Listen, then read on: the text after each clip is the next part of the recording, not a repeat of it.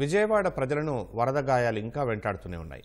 సర్వస్వం కోల్పోయిన వారికి ప్రభుత్వం అండగా నిలిచినా పరిహారం విషయంలో మాత్రం ఇంకా చాలా మందికి అందలేదన్న విమర్శలు వినిపిస్తున్నాయి. 3 నెలలుగా తిరుగుతూనే ఉన్నా ఖాతాల్లో డబ్బులు పట్టం లేదంటూ వరద బాధితులు ఆవేదన చెందుతున్నారు. వరద నష్టాన్ని అంచనా వేయడంలో కొందరు అధికారుల అలసత్వం వహించినందునే సాయం అందలేదంటూ అసహనం వ్యక్తం చేస్తున్నారు. బుడమేరు వరదల కారణంగా సర్వం కోల్పోయి రోడ్డును పడిన విజయవాడ వాసులకు దాతలు ప్రభుత్వం అందించిన సాయం కాస్త ఉపశమనం కల్పించింది. అయితే 100 రోజులైనా చాలా మంది వరద బాధితులకు పూర్తిస్థాయి పరిహారం అందలేదు. కాళ్లు అరిగేలా కార్యాలయాల చుట్టూ తిరుగుతూనే ఉన్నా కనికరించే నాదుడే లేడంటూ బాధితులు కలత చెందుతున్నారు. కాలనీలో కొందరికి 25,000 పరిహారం వచ్చినా మరికొందరికి రాలేదంటూ ఆవేదన వ్యక్తం చేస్తున్నారు. మాది సెప్టెంబర్ 1వ తారీఖున వరదలు వచ్చేసి నీళ్ళలోనే ఉన్నాం. మేము వారం రోజుల దాకా కరెంట్ లేకుండా ఏం లేకోకుండా వరదల్లోనే ఉన్నాము. అది చూసి మీకు డబ్బులు వస్తాయని మాకు చెప్పి రాసినప్పుడు మా చెల్లోళ్ళ అబ్బాయి రాపిచ్చారు. అది కాదండి మా పెద్దమ్మోళ్ళ ఇల్లు అన్నా కూడా వాళ్ళు ఫోటో తీసేసుకున్నారు.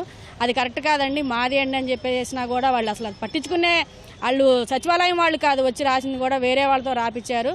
ఆ రాసేటప్పుడు కూడా అవకతవకలతోనే జరుగుతూ ఉంది. మాకు సహాయం గవర్నమెంట్ నుంచి 25,000 రూపాయల సహాయం అందలేదు. మాకు ఇప్పుడు వచ్చి ఏ బాధ్యత ఇవ్వలేదు. 25,000 ఇస్తామన్నారు, 10,000 ఇస్తామన్నారు, రాలేదు. మా రోడ్లో కనీసం ఒక 10 మంది దాకా మా రోడ్డుకి రాలేదు. కింద పోర్లో ఉంటాం, కనీసం గీళ్ళు కూడా అన్ని నానిపోయి పడిపోయినాయి కూడా. మాకు 25,000 మాకు అందలేదండి. డబ్బులు పడతాయని పర్లేదండి. 2 సార్లు అప్లికేషన్ పెట్టినాం.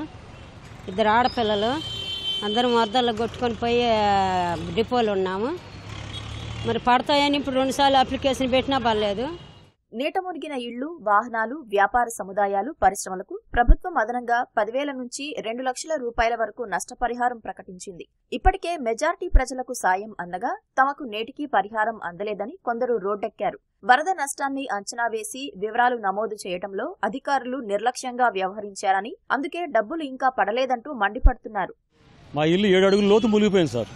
మాకు ప్రభుత్వం నుంచి ఏ రకమైనటువంటి సహాయం అందలేదు. ఇప్పటికీ ఆశిస్తున్నాం అందుద్దేమో అని, ఎప్పుడు అందుకు తెలియదు. కానీ ఈ లోపల మేము చాలా ఇబ్బందులు, చాలా బాధలు పడుతున్నాం. ఇంట్లో ఏ వస్తువులు పనికిరావు, ఏది పనిచేయదు. ఇప్పుడు 0 నుంచి మళ్ళీ మొదలెడుతున్నాం జీవితాలు. మేము ఎవరో పట్టించుకుని నాదుడు లేడు. మాకు సహాయం అందిస్తే ఏదో కొద్దిగా పోరాటం ఉంటుంది కదా సార్. ఏదైనా సామాన్లు రిపేర్ చేసుకుని కొద్ది గొప్ప సాయంగా ఉంటుంది సార్. ఏది లేదు అసలు. ఇప్పుడు నాకు వయసు 76 సంవత్సరాలండి. నేను చిన్నప్పుడు టైలరింగ్ అండి. నేను ప్రశాంతంలో కొట్టుపెట్టి 23 ఏళ్ళు అవుతుంది సార్. మొత్తం మునిగిపోయండి. బట్టల గిట్ల మొత్తం సుమారు 1,00,000 లాసండి. ఒక్క రూపాయి కూడా సహాయం రాలేదు సార్. దయించి సహాయం అందిస్తారు గవర్నమెంట్ వారు కోరుతున్నాను సార్. అండ్ మొత్తం పోయింది సార్, ఏమీ లేవండి.